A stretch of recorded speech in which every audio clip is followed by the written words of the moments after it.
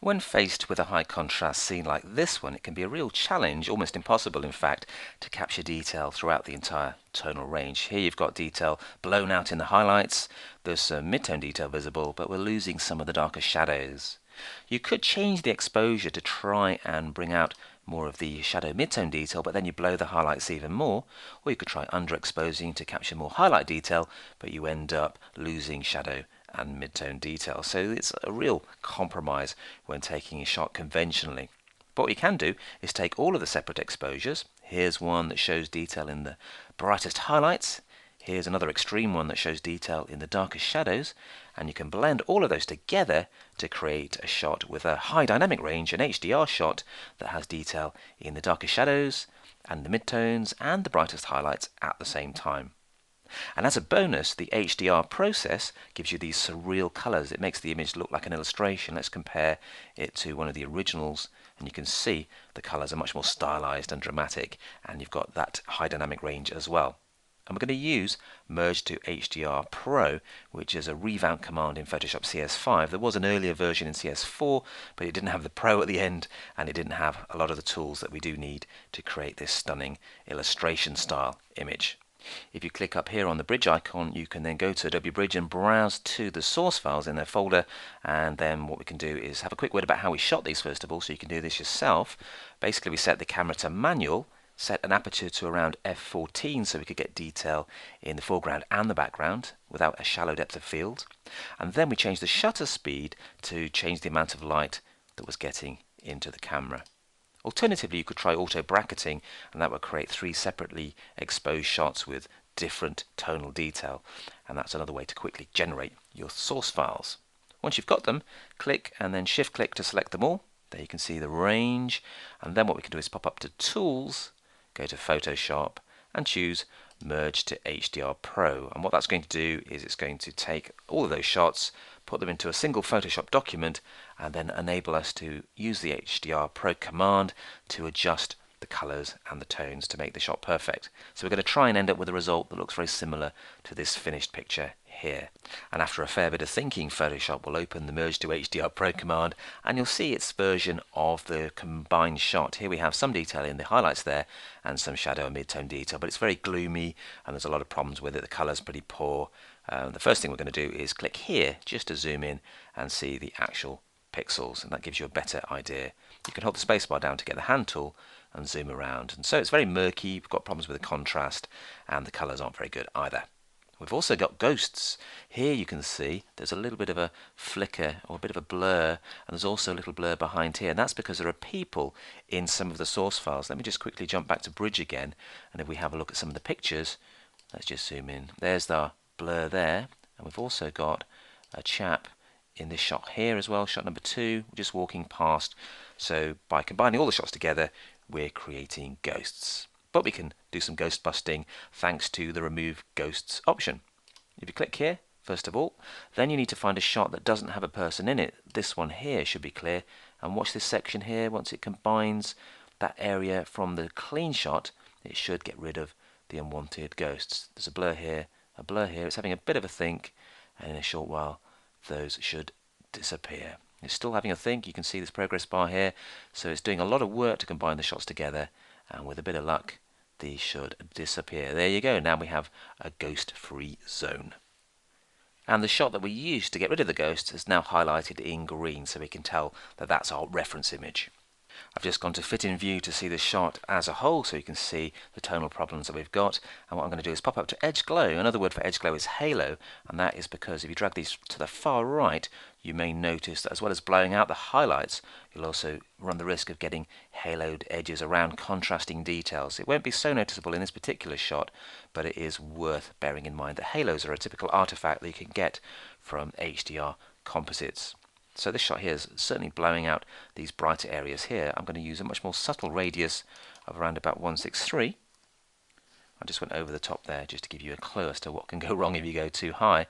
And let's do a strength of a much lower 1.23. It can take a while for the sliders to catch up, so don't be worried if it's a bit sluggish, because it's actually combining all of these images together in different ways every time we change a single attribute on these sliders. The contrast in the shot is still fairly flat and we need to reveal finer details, and to do that we can go to the Tone and Detail tab, go to the Detail slider and drag that up to 116%, and that will increase the contrast around fine edges in the shot and make detail pop out more effectively. We can also lighten up some of these midtones by playing with the gamma slider. If we drag that to the right, we can lighten the midtones a little bit, and if I type in a value of 0.45, we should get a fairly decent result, like so. And as we tweak the gamma, you'll notice that the highlights have got darker, so we've got more detail now in what was a once blown out area, and it's now revealing much more interesting texture and colour. Let's change the shadows and the highlights just to improve contrast. You can take shadow down to -30 and that will darken the shadows a little bit. Hit return, pop up to highlights and increase that to a brighter 61%. Hit return to apply the change and you'll notice the skylight will brighten up a little bit and just create a wider range of tones.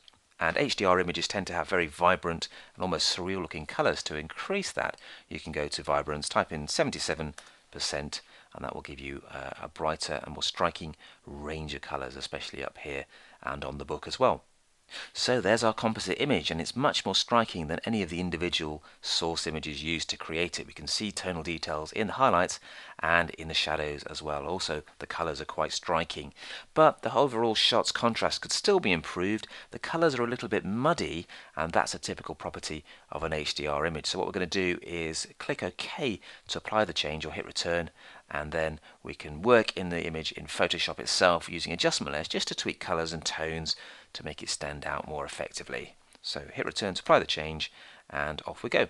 It's merging the file now, and it's going to take quite a while because it's got a lot of work to do, so I'll jump forward in the next section to show you how to fine-tune the shot using the standard Photoshop tools. When it's finished merging the images, it's now converting them to a final HDR image, as you can see here. I had the pause button on there, and you can see that it does take quite a lot of time in real time. It can take several minutes, in fact, for the conversion process to take place, but you end up with a very high quality, high dynamic range image, as we shall see in a couple of seconds. It's just about there, and voila, there we have our HDR image. So we can then move on to fine-tune this particular shot using a variety of adjustment layers.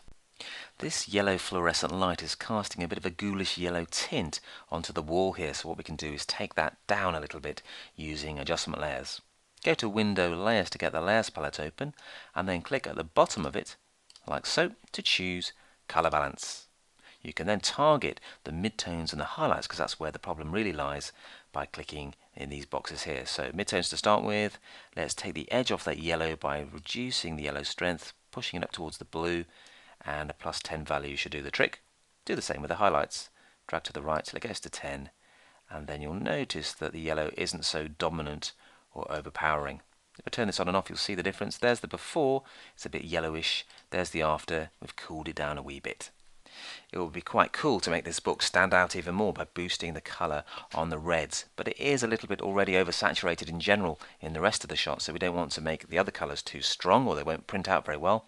So what I'm going to do is go and create a saturation adjustment layer. Click here.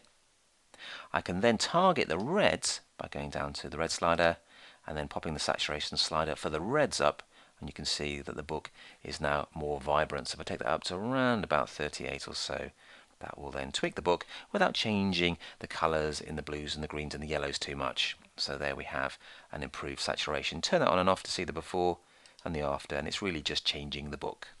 And talking of the book, I'm just going to lighten up the golden pages here just to make it stand out a little bit more, and I'm going to use this tool here, which is the Dodge tool, set to a range of highlights, exposure of 10%, a nice soft edge brush of 200, and you can then go down to the background layer by clicking here and just spray to lighten those golden pages and the reflection as well, and create a much more striking looking book. We can also lighten up this lamp a little bit as well by just spraying a couple of strokes like so, and that just enhances these sections here and makes them stand out more, and it gives the shot overall a bit more contrast and colour. I've zoomed out to look at the shot as a whole, and it's still a little bit muddy. The colours here on the metal press are a little bit warm, and we need to just tweak those to create a better contrast, to lighten up some of those midtones as well. And we can do that with curves. To get the curves up, just click here and choose the Curves adjustment layer. up pops this little panel here, and what we can do is sample a grey section to get a nice neutral colour instead of this magenta muddy tint. Click to sample, then click to place a point in the middle of the curve, and we're going to change the input and output values of that to lighten up some of those midtones.